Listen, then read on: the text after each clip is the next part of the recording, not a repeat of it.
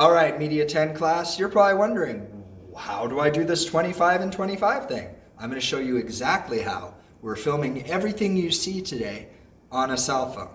So, first things first. Right now, this looks normal. We have two eyes like this. We want to see things widescreen. Let me show you something that looks really terrible. Doesn't this look terrible? Look at this. We have bars. This is not good. This is terrible. Go back. Yes, we are going to film horizontal. That means widescreen. Now, you're probably wondering, what kind of equipment do I need to use? I don't have a professional crew. I don't have a tripod. That doesn't matter. We're going to use a few things.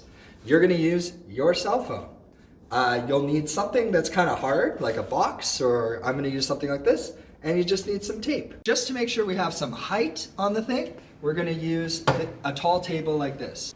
So basically we'll use this to make it nice and flat. We'll put this like this, and then we'll tape it like that so that we can film.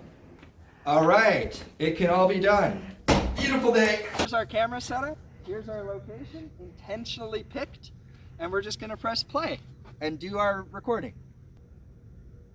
Which makes it, what was the actual line? Sorry. So it may not be pretty, but it'll get the job done.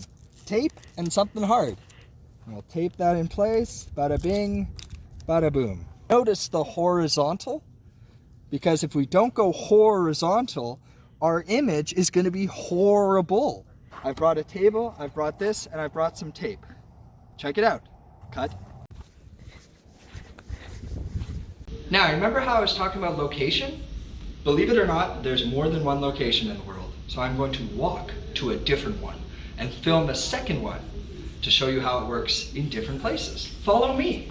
Woo-hoo. You're probably wondering what I'm doing. I'm taping this to the wall. Set. Tape.